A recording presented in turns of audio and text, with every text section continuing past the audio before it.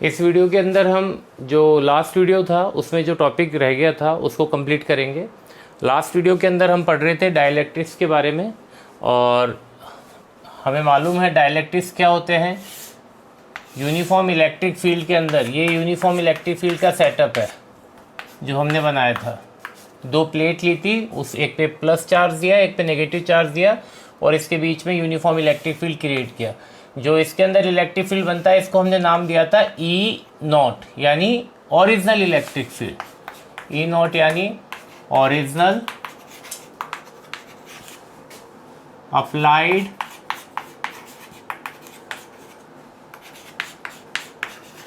External electric field. इस field के अंदर हमने रखा था डाइलेक्ट्रिक को, और इस डाइलेक्ट्रिक के अंदर पोलराइजेशन के कारण इसकी दोनों सरफेसेस पे चार्जेस आ गए थे, इंड्यूस हो गए थे, जिसको हम इंड्यूस चार्जेस भी बोलते हैं और पोलराइज चार्जेस भी बोलते हैं। क्यों? क्योंकि ये फिनोमिना क्या है? पोलराइजेशन का फिनोमिना है। तो पोलराइजेशन फिनोमिना के कारण ये वाले चार्जेस डेवलप हुए हैं, इसलिए हम इन चार्जेस को इंड्यूस चार्जेस या पोलराइज चार्जेस भी कहते हैं। ओके, ये चार्जेस डाइलेक्ट्रिक के अंदर डेवलप हुए हैं। ओके, तो डाइलेक्ट्रिक के अंदर इन चार्जेस के कारण एक इलेक्ट्रिक फील्ड बनता है जो अप्लाइड इलेक्ट्रिक फील्ड के अपोजिट डायरेक्शन में होता है। इस इलेक्ट्रिक फील्ड को नाम देते हैं हम पोलराइज्ड इलेक्ट्रिक फील्ड। इसकी डायरेक्शन होती है अप्लाइड इलेक्ट्रिक फील्ड के just opposite. This is original applied external electric field, और इसकी डायरेक्शन है directed from left to right. और दूसरा इलेक्ट्रिक फील्ड है पोलराइज्ड इलेक्ट्रिक फील्ड, और इलेक्ट्रिक फील्ड बनता है inside the dielectric, inside the dielectric from right to left. ये हमने एक डायरेक्शन बता दी इसकी। ओके, इस वाले ओरिजिनल इलेक्ट्रिक फील्ड की डायरेक्शन है लेफ्ट से राइट, और इस वाले पोलराइज्ड इलेक्ट्रिक फील्ड की डायरेक्शन है राइट से लेफ्ट। इसलिए इन दोनों का जो डिफरेंस होगा, इन दोनों के बीच में एक रिलेशन बनेगा, that will be E naught minus E P, और ये हमें देगा net electric field. Net electric field यानी जो इलेक्ट्रिक फील्ड बचा, रिड्यूस इलेक्ट्रिक फील्ड। इधर से 1000 लाइंस गई, इधर से 200 लाइंस डेवलप होके इस तरफ आई, तो 1000 इस तरफ जा रही है लेफ्ट टू राइट, और 200 आ रही है राइट टू लेफ्ट, तो डिफरेंस कितना आ गया? 800। सो 800 इलेक्ट्रिक फील्ड बनेगा from left to right. So this is reduce electric field. Actual में कितना लगाया हमने? 1000, और डेवलप कितना हुआ इस 1000 के कारण? अंदर पोलराइजेशन के कारण इलेक्ट्रिक फील्ड कितना बना? 200। तो रिमेनिंग कितना रहा? 800। सो दिस इज रिड्यूस्ड। 1000 से इलेक्ट्रिक फील्ड कितना हो गया? 800। सो this is the remaining electric field, बचा हुआ इलेक्ट्रिक फील्ड। और ये किस तरफ होता है? ये जो अप्लाइड इलेक्ट्रिक फील्ड है उसकी डायरेक्शन में, डाइलेक्ट्रिक के अंदर। So this is E remaining और net electric field inside the dielectric. Okay, so हमारे पास रिलेशन क्या निकल के आया?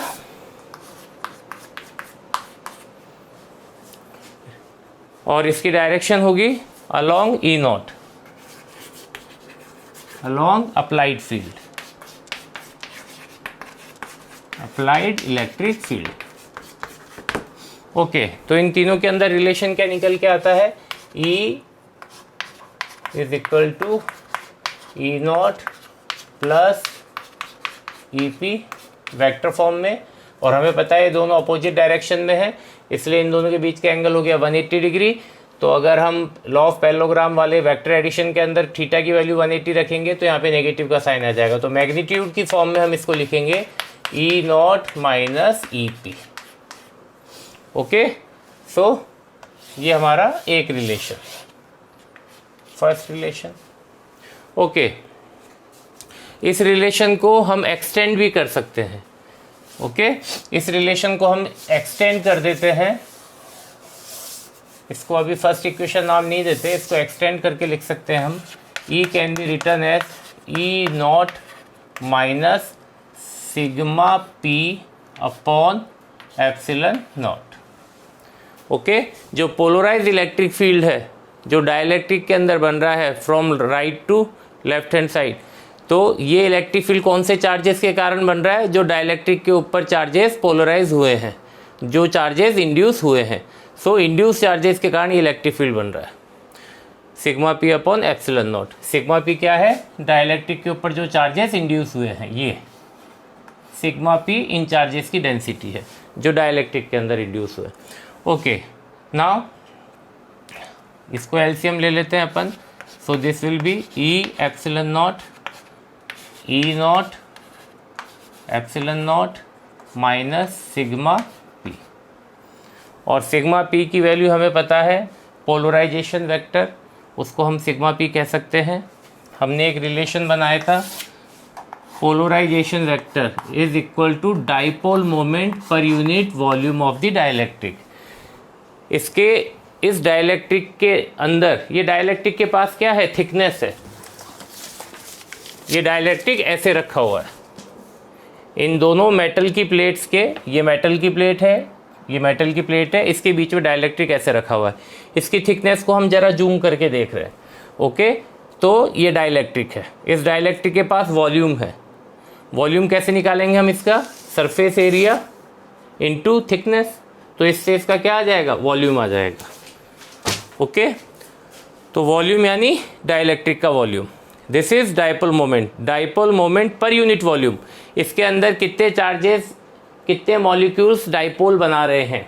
ओके, जब हमने इस डाइलेक्ट्रिक को एक्सटर्नल इलेक्ट्रिक फील्ड में रखा था, तो टॉर्क लगने के कारण ये डाइलेक्ट्रिक के जितने भी मॉलिक्यूल्स थे, उनमें से कुछ मॉलिक्यूल्स क्या करने लग गए? इलेक्ट्रिक फील्ड की डायरेक्शन में अलाइन होने लग गए। ओके, तो कितने डाइलेक्ट्रिक्स, कितने मॉलिक्यूल्स डाइलेक्ट्रिक्स के इलेक्ट्रिक फील्ड की लाइंस में अलाइन हुए हैं, यानी कितने मॉलिक्यूल्स इलेक्ट्रिक डाइपोल का काम कर रहे हैं, कितने मॉलिक्यूल्स का डाइपोल मोमेंट बना है। तो पर यूनिट वॉल्यूम हम डाइपोल मोमेंट चेक करते हैं। जब हम डाइपोल मोमेंट को पर यूनिट वॉल्यूम कैलकुलेट करते हैं तो उसको कहते हैं पोलराइजेशन वेक्टर।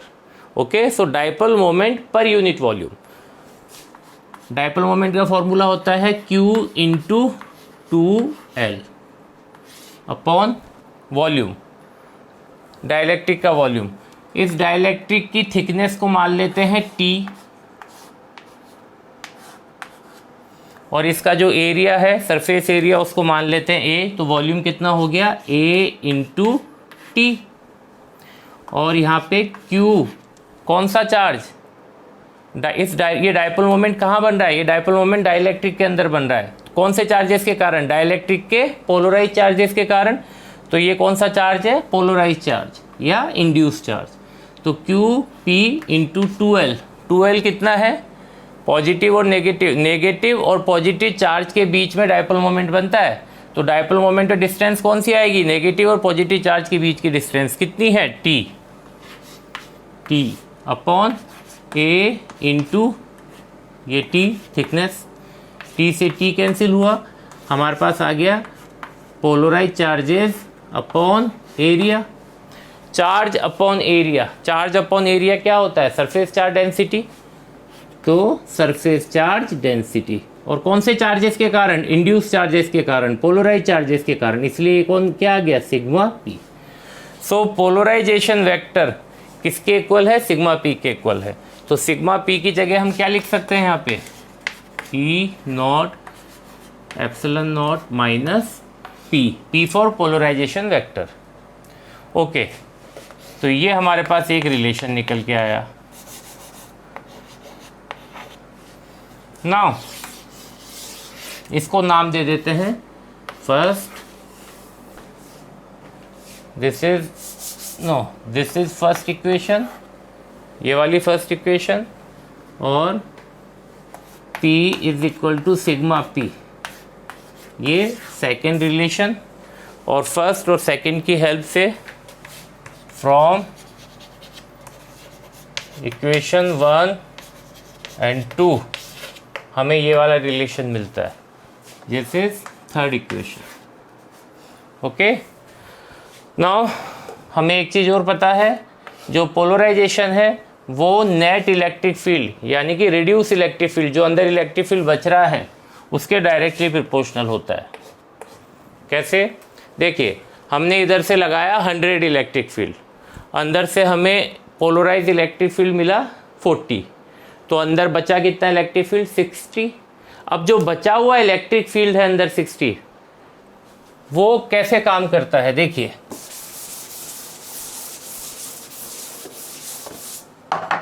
मान लेते हैं यहाँ पे 100 मॉलिक्यूल्स थे, इस डाइलेक्ट्रिक के पास 100 मॉलिक्यूल्स थे जब हमने इसको इलेक्ट्रिक फील्ड के अंदर नहीं रखा था। फिर हमने इस 100 मॉलिक्यूल्स वाले डाइलेक्ट्रिक को इलेक्ट्रिक फील्ड के अंदर रख दिया। ये वाला जो इलेक्ट्रिक फील्ड है ये 100 बन रहा था मान लेते हैं, और इसके अंदर मॉलिक्यूल्स कितने हैं 100 इलेक्ट्रिक फील्ड बन रहा था, अंदर मॉलिक्यूल्स थे 100 में से 100 मॉलिक्यूल्स में से मान लेते हैं 40 मॉलिक्यूल्स वो अलाइन हो गए इलेक्ट्रिक फील्ड की लाइन में, बाकी 60 नहीं हो पाए। ओके, तो 40 अगर अलाइन हो गए इलेक्ट्रिक फील्ड की लाइन में, तो 40 ने तो अपना डायपोल मोमेंट बना दिया, 40 ने अपना डायपोल मोमेंट बना दिया, 40 ने अपना पोलराइजेशन कर दिया। ओके, अब बचे कितने इसके अंदर मॉलिक्यूल्स जिनका अभी पोलराइजेशन नहीं हुआ है, वो है 60 मॉलिक्यूल्स।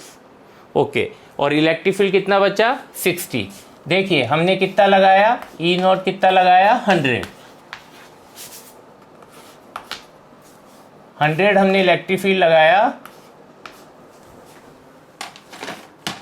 हमने बाहर से 100 इलेक्ट्रिक फील्ड लगाया, और उसके कारण 100 इलेक्ट्रिक फील्ड के कारण मान लेते हैं चार्जेस पोलराइज्ड हुए 40, तो 40 चार्जेस जो पोलराइज हुए उनके कारण जो इलेक्ट्रिक फील्ड बनता है वो बनता है 40।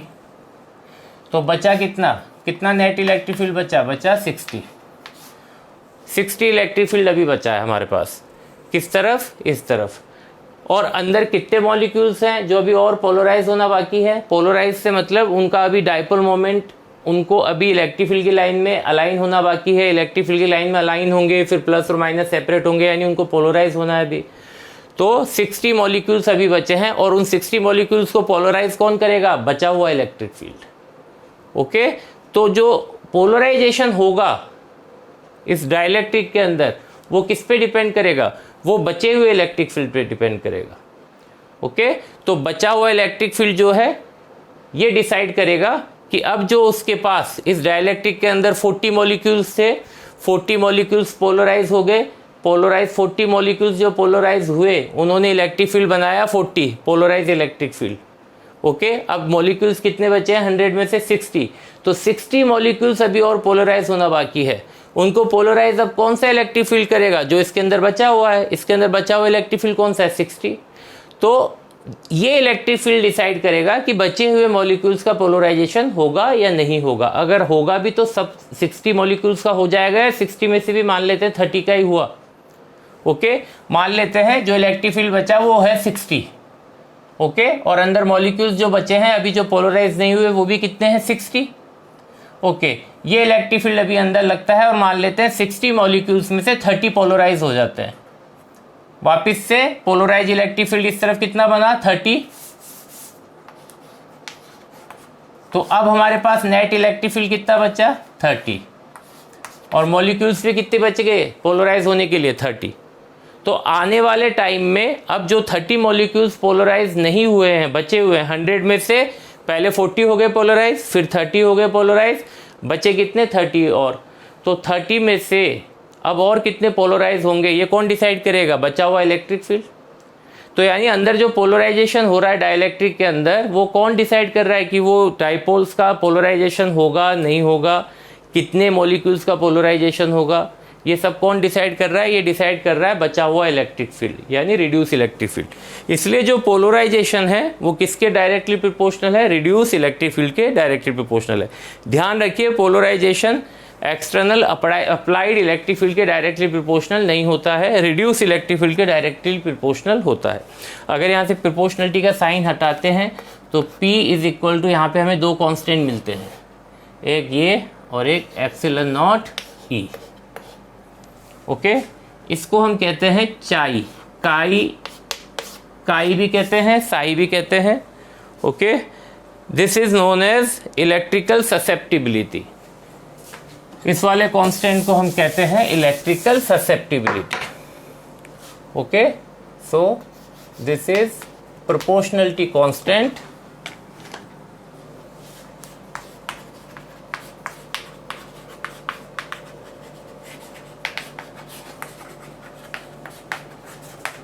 और इसका नाम है इलेक्ट्रिकल ससेप्टिबिलिटी।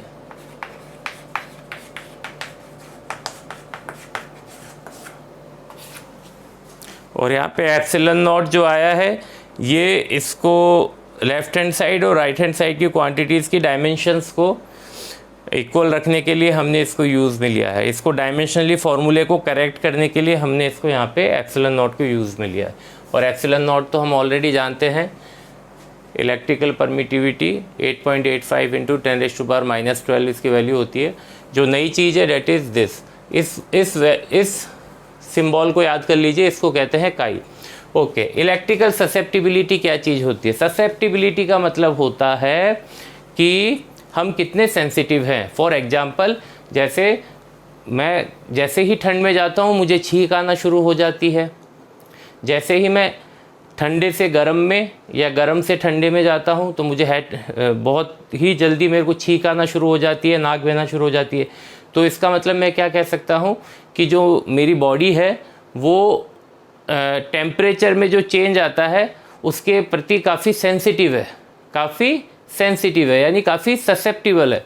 जल्दी से कोल्ड पकड़ लेता है, जल्दी से नाक बहना शुरू हो जाती है। तो इसका मतलब हम क्या है, बहुत सेंसिटिव है, बहुत ज़्यादा ससेप्टिबल है कोल्ड के प्रति। ओके, तो वही चीज़ है इलेक्ट्रिकल ससेप्टिबिलिटी। और ये किसकी प्रॉपर्टी है? इलेक्ट्रिक ससेप्टिबिलिटी किसकी प्रॉपर्टी है? ये है डाइलेक्ट्रिक की प्रॉपर्टी ऑफ डाइलेक्ट्रिक। यानी किसी डाइलेक्ट्रिक को हमने एक एक्सटर्नल इलेक्ट्रिक फील्ड में रखा, अब उस डाइलेक्ट्रिक के अंदर कितना इलेक्ट्रिक फील्ड बनेगा, वो कितना पोलराइज होगा, वो डिपेंड करता है उसकी ससेप्टिबिलिटी पे। हमने यहाँ से इलेक्ट्रिक फील्ड लगा रखा है 100, हमने एक डाइलेक्ट्रिक रखा, उसने रेस्पॉन्स में इलेक्ट्रिक फील्ड बनाया, पोलराइज इलेक्ट्रिक फील्ड बनाया 20। ओके, अब हमने उसी इलेक्ट्रिक फील्ड के अंदर वो वाला डाइलेक्ट्रिक तो हटा दिया, दूसरा डाइलेक्ट्रिक रखा, दूसरा डाइलेक्ट्रिक बनाता है 50। फिर दूसरे वाले डाइलेक्ट्रिक को हटाया, उस 100 वाले इलेक्ट्रिक फील्ड के अंदर अब हमने तीसरा डाइलेक्ट्रिक रखा, वो तीसरा वाला बनाता है 80। तो इसका मतलब ज़्यादा ससेप्टिबल कौन है, ज़्यादा सेंसिटिव कौन है? जो ज़्यादा इलेक्ट्रिक फील्ड बना रहा है, जो ज़्यादा रेस्पॉन्स दे रहा है हमें। तो जो तीसरा वाला डाइलेक्ट्रिक है जो रेस्पॉन्स में 80 इलेक्ट्रिक फील्ड बना रहा है, अप्लाइड इलेक्ट्रिक फील्ड तो हमने रखा है तीनों के लिए 100, लेकिन एक 20 बनाता है डाइलेक्ट्रिक, दूसरा डाइलेक्ट्रिक 50 बनाता है, तीसरा 80 बनाता है। तो जो तीसरा वाला है डाइलेक्ट्रिक जो 80 इलेक्ट्रिक फील्ड बना रहा है, पोलराइज इलेक्ट्रिक फील्ड बना रहा है, वो वाला डाइलेक्ट्रिक सबसे ज़्यादा सेंसिटिव है क्योंकि उसका रेस्पॉन्स सबसे ज़्यादा है।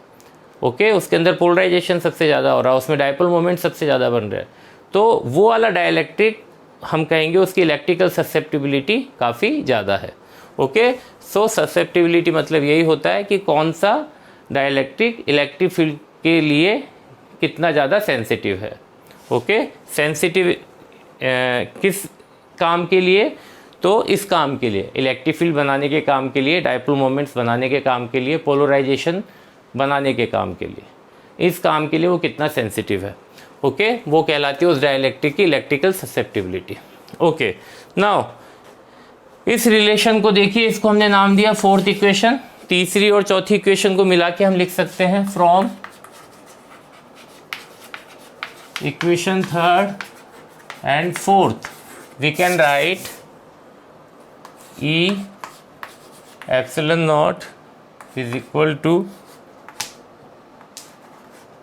E naught epsilon naught minus chi epsilon naught and reduce electric field। यहाँ पे देखिए एप्सिलॉन नॉट तीनों में कॉमन आ रहा है तो एप्सिलॉन नॉट कैंसिल आउट हो जाएगा, हमारे पास रह गया E is equal to E naught minus chi E reduce electric field. अगर हम इस वाली टर्म को इधर ले आते हैं तो E plus E is equal to E naught. Now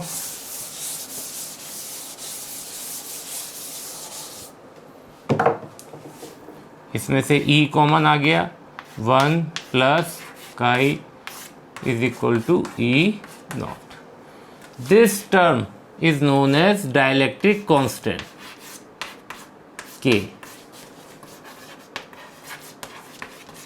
dielectric constant मतलब डाइलेक्ट्रिक इलेक्ट्रिकल परमिटिविटी। याद रख लीजिए, हमने पढ़ा है epsilon is equal to epsilon naught into epsilon R. इस एप्सिलन आर को रिलेटिव परमिटिविटी भी कहते हैं और इसी को डाइलेक्ट्रिक कांस्टेंट कहते हैं। जब इस टर्म को हम डाइलेक्ट्रिक कांस्टेंट कहते हैं तो इसका सिंबल हम चेंज करके के लिख देते हैं। ओके, अदरवाइज ये दोनों एक ही चीज़ है, दोनों एक ही फिजिकल क्वांटिटी है, दोनों का कैरेक्टर सेम है, बट दोनों के सिंबल चेंज हो जाते हैं जब इनको हम नाम अलग अलग देते हैं। इसको जब रिलेटिव परमिटिविटी कहेंगे तो एप्सिलॉन आर लिखेंगे, इसी को अगर हम डाइलेक्ट्रिक कांस्टेंट कहेंगे कह सकते हैं तब इसको हम के लिखेंगे। सो के मतलब यही है relative permittivity. So 1 plus chi is equal to K, तो इसकी जगह हम क्या लिख सकते हैं, E K is equal to E naught, और इससे हमें जो फाइनल रिलेशन मिलता है वो है E is equal to E naught upon K. This is the formula we have to find. देखिए E नॉट क्या है, ओरिजिनल इलेक्ट्रिक फील्ड, E क्या है, रिड्यूस इलेक्ट्रिक फील्ड। इस रिलेशन से ही हमें पता चल जाता है कि जो E इलेक्ट्रिक फील्ड है, जो बचा हुआ इलेक्ट्रिक फील्ड है, वो ओरिजिनल इलेक्ट्रिक फील्ड से कम है। ओके, तो जो फाइनल इलेक्ट्रिक फील्ड है, नेट इलेक्ट्रिक फील्ड है या रिजल्टेंट इलेक्ट्रिक फील्ड है, that is smaller than the original electric field, original applied electric field. हमने 100 लगाया, ये 40 बना, तो ये कितना मिला, 60। ओके, हमने 100 लगाया, ये 60 बना, तो मिला कितना, 40। हमने 100 लगाया, ये 80 बना, मिला कितना, 20। तो ये वाला जो इलेक्ट्रिक फील्ड है, नेट इलेक्ट्रिक फील्ड, बचा हुआ इलेक्ट्रिक फील्ड, ये हमेशा इससे कम होता है ओरिजिनल इलेक्ट्रिक फील्ड से। ये तो हमें इस रिलेशन से पता चल गया था, लेकिन ये कितने टाइम्स कम होता है ये हमें पता नहीं था, ये हमें पता चलता है इस रिलेशन से। तो जो बचा हुआ इलेक्ट्रिक फील्ड है, जो रिमेनिंग इलेक्ट्रिक फील्ड है, नेट इलेक्ट्रिक फील्ड है, that is less than by original electric field by factor K. Okay, K times ये कम है, और के किसकी वैल्यू है, डाइलेक्ट्रिक कांस्टेंट ऑफ डाइलेक्ट्रिक। नाम से ही पता चल रहा है किसका कांस्टेंट है, डाइलेक्ट्रिक का कांस्टेंट है, डाइलेक्ट्रिक की वैल्यू है। तो इस रिलेशन को हमेशा ध्यान रखना है हमें, E is equal to E naught upon K, या इसको यू भी लिख सकते हैं, E naught is equal to K times E. और k क्या है, हमेशा इसकी वैल्यू 1 से ज़्यादा होती है, किसी भी मीडियम के लिए इसकी वैल्यू 1 से ज़्यादा होगी। अगर ये वैल्यू 1 से ज़्यादा है तो हमें साफ पता चलता है कि E not is more than E, या कह दीजिए E is less then E not. यानी जो ओरिजिनल इलेक्ट्रिक फील्ड है वो अब बचे हुए इलेक्ट्रिक फील्ड से, रिजल्टेंट इलेक्ट्रिक फील्ड से ज़्यादा होगा, या resultant electric field original electric field से कम होता है। ओके, कितने टाइम्स कम होता है, के टाइम्स। ओके, और के क्या चीज़ है, के इसकी वैल्यू है, dielectric constant of dielectric material, और ये डायमेंशन लेस होता है, देख सकते हैं आप इधर से। इसी को हमने कहा ये के है, तो एप्सिलन अपॉन एप्सिलन नॉट, ये नीचे आ गया, ऊपर नीचे एक ही क्वांटिटी रहेगी, तो ये कैसी क्वांटिटी हो जाएगी, dimension less. Okay, so remember this, के इज डायमेंशन लेस क्वांटिटी, और ये भी डायमेंशन लेस होता है, इलेक्ट्रिकल ससेप्टिबिलिटी, ये भी डायमेंशन लेस क्वांटिटी है। ओके, नाउ ये रिलेशन हमें फाइंड आउट करना था। तो इसका मतलब जब भी हम डाइलेक्ट्रिक को, किसी भी डाइलेक्ट्रिक मटेरियल को किसी एक्सटर्नल इलेक्ट्रिक फील्ड के अंदर रखेंगे, किसी एक्सटर्नल इलेक्ट्रिक फील्ड के अंदर उसको एक्सपोज करेंगे, तो वो क्या करेगा, डाइलेक्ट्रिक वो उस इलेक्ट्रिक फील्ड को कम कर देगा। तो डाइलेक्ट्रिक क्या काम करता है, डाइलेक्ट्रिक काम करता है इलेक्ट्रिक फील्ड को कम करने का। देखिए हमने लगाया कितना था, ई नॉट, जो हमारा इलेक्ट्रिक फील्ड बन रहा था दो प्लेट के बीच में, हमने यूनिफॉर्म इलेक्ट्रिक फील्ड बनाया था, वो इलेक्ट्रिक फील्ड कितना था ई नॉट।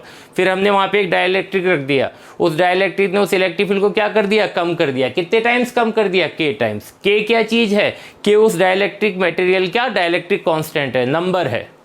जैसे फॉर एग्जांपल ग्लास के लिए होता है 4, ग्लास के लिए होता है 4। हमने ओरिजिनल इलेक्ट्रिक फील्ड लगाया ई नॉट 100, ओके। फिर हमने उस 100 इलेक्ट्रिक फील्ड के अंदर एक डाइलेक्ट्रिक रख दिया जिसका डाइलेक्ट्रिक कांस्टेंट है 4, तो वो इलेक्ट्रिक फील्ड को कितने टाइम्स कम कर देगा, 4 टाइम्स कम कर देगा। यानी अब इलेक्ट्रिक फील्ड कितना हो जाएगा, 25, ओके। तो पहले 100 था इलेक्ट्रिक फील्ड, जैसे ही डाइलेक्ट्रिक रखा 4 डाइलेक्ट्रिक कांस्टेंट का, तो इलेक्ट्रिक फील्ड कितना रह गया, 25। तो इस तरह से डाइलेक्ट्रिक क्या काम करता है, इलेक्ट्रिक फील्ड को कम कर देता है। कितने टाइम्स, जितने टाइम्स उसकी डाइलेक्ट्रिक कांस्टेंट की वैल्यू है, okay. So this is the relation we had to find, हमें ये रिलेशन फाइंड आउट करना था, ओके। नाउ अब जो लास्ट वीडियो था उसमें शुरू में एक बात मैंने कही थी कि हम डाइलेक्ट्रिक क्यों पढ़ रहे हैं, तो उसका आंसर यही था कि हम डाइलेक्ट्रिक इसलिए पढ़ रहे हैं क्योंकि हमने पैरेलल कैपेसिटर तो पढ़ लिया था, हमने एक सिंगल आइसोलेटेड कंडक्टर की कैपेसिटी को पढ़ा था कि उसकी कैपेसिटी या उसकी जो चार्ज को स्टोर करने की एक लिमिट है, उसकी लिमिट को अगर बढ़ाना है तो हम उसके इक्वल साइज और शेप का दूसरा कंडक्टर लेके आते हैं और उसके पैरेलल ला के रखते हैं। उसके पैरेलल ला के रखने से क्या होता है, वो चार्ज कंडक्टर जो हमारा आइसोलेटेड चार्ज कंडक्टर है उसका वोल्टेज कम हो जाता है और उसकी कैपेसिटी इंक्रीज कर जाती है। तो इस कॉम्बिनेशन को हमने नाम दिया था पैरेलल प्लेट कैपेसिटर। अब हम इस पैरेलल प्लेट कैपेसिटर की कैपेसिटेंस को और बढ़ाना चाहते हैं। पहले तो हमने क्या करा, एक सिंगल कंडक्टर था, उसके सामने दूसरा कंडक्टर लाए और इसी कैपेसिटी बढ़ा दी बाय डिक्रीजिंग इट्स वोल्टेज। अब हम क्या कर रहे हैं, हम चाहते हैं कि इसका पोटेंशियल और कम हो जाए ताकि इसकी कैपेसिटी और बढ़ा सके। तो उसके लिए क्या करेंगे, हम इस पैरेलल प्लेट कैपेसिटर के बीच में डाइलेक्ट्रिक को लाके भर देंगे। डाइलेक्ट्रिक को लाके भरने से क्या होगा, तो डाइलेक्ट्रिक भी क्या काम करेगा, पोटेंशियल को कम करेगा। डाइलेक्ट्रिक पोटेंशियल को कैसे कम करेगा, ये तो समझ में आता है कि डाइलेक्ट्रिक इलेक्ट्रिक फील्ड को कम करता है, लेकिन डाइलेक्ट्रिक पोटेंशियल को कम कैसे करेगा। तो देखिए डाइलेक्ट्रिक को यहाँ पे मान लेते हैं, ये जो दो मेटल की प्लेट है ये कैपेसिटर की ही प्लेट है, ओके। क्योंकि कैपेसिटर में भी दो मेटल की प्लेट ही होती है, एक पॉजिटिव और एक नेगेटिव, और उसके बीच में हमने क्या भर दिया, कैपेसिटर। इस कैपेसिटर के अक्रॉस जो वोल्टेज है, पोटेंशियल डिफरेंस है, वो कितना है, V, और ये डिस्टेंस कितनी है, D, this is D distance. और इसके अक्रॉस पोटेंशियल डिफरेंस, ओके, वो कितना है, V is equal to E into D। E कौन सा है, ये वाला इलेक्ट्रिक फील्ड, जो रिड्यूस इलेक्ट्रिक फील्ड, बचा हुआ इलेक्ट्रिक फील्ड। तो potential difference is equal to electric field into this distance. Potential difference जो गैप के बीच में निकाल रहे हैं उस गैप की डिस्टेंस। तो देखिए अगर E की वैल्यू कम हो रही है, E की वैल्यू कम हो रही है, ओरिजिनल इलेक्ट्रिक फील्ड से E कम है, तो अगर E की वैल्यू कम हो रही है और E और V आपस में कैसे हैं, डायरेक्टली प्रोपोर्शनल है। अगर E की वैल्यू कम होगी तो ऑब्वियसली वोल्टेज की वैल्यू, पोटेंशियल डिफरेंस की वैल्यू कम होगी। E की वैल्यू इंक्रीज होगी तो V इंक्रीज होगा। तो यहाँ पे क्या देख रहे हैं हम, E डिक्रीज होता है, E डिक्रीज हो रहा है, ओरिजिनल इलेक्ट्रिक फील्ड से E की वैल्यू कम है। अगर E की वैल्यू कम होती है तो वोल्टेज भी क्या होता है, डाउन होता है, पोटेंशियल डिफरेंस भी कम हो जाता है। और हमें कैपेसिटेंस का फॉर्मूला पता है Q/V। अगर V की वैल्यू कम हो गई तो C का क्या होगा, C इंक्रीज हो जाएगा, okay. So remember this, dielectric डालने से, या अगर इसको कैपेसिटर बोल रहे हैं हम थोड़ी देर के लिए, अगर कैपेसिटर के अंदर हमने डाइलेक्ट्रिक डाला तो डाइलेक्ट्रिक डालने से वहाँ पे इलेक्ट्रिक फील्ड की वैल्यू कम होगी, इलेक्ट्रिक फील्ड की वैल्यू कम होने से वहाँ पे पोटेंशियल की वैल्यू कम होगी, पोटेंशियल की वैल्यू कम होने से उस पैरेलल प्लेट कैपेसिटर का कैपेसिटेंस क्या करेगा, इंक्रीज कर जाएगा। तो अब याद कर लीजिए, इसलिए हम डाइलेक्ट्रिक पढ़ रहे हैं। डाइलेक्ट्रिक का यूज़ क्या है, डाइलेक्ट्रिक का यूज़ है कि कैपेसिटर के अंदर जहाँ पे फ्री स्पेस होता है, वैक्यूम होता है, दोनों प्लेट के बीच में कैपेसिटर में वहाँ डाइलेक्ट्रिक भर दीजिए और ऐसा करके उसका पोटेंशियल कम कर दीजिए कैपेसिटर का, और कैपेसिटर का पोटेंशियल कम करके उसका कैपेसिटेंस बढ़ा दीजिए। तो डाइलेक्ट्रिक की हेल्प से हम क्या कर रहे हैं, कैपेसिटेंस को इंक्रीज कर रहे हैं। किस किस चीज़ों को रिड्यूस करके, इलेक्ट्रिक फील्ड को और पोटेंशियल को डाउन करके। Okay, so this is the use of dielectric. So this is all about dielectric, ये हम पढ़ चुके हैं। अब इसके बाद का जो टॉपिक है वो है पैरेलल प्लेट कैपेसिटर में डाइलेक्ट्रिक डालते हैं तो हमें ये तो पता चल गया कैपेसिटेंस इंक्रीज करती है, बट कितने टाइम्स इंक्रीज करती है और वोल्टेज कितने टाइम्स कम होता है वो सब स्टडी हमें करनी है। तो इसके बाद का जो नेक्स्ट टॉपिक है that is effect of dielectric inserting inside a parallel plate capacitor. Okay, तो वो इसके नेक्स्ट वीडियो में हम देखते हैं। Thank you.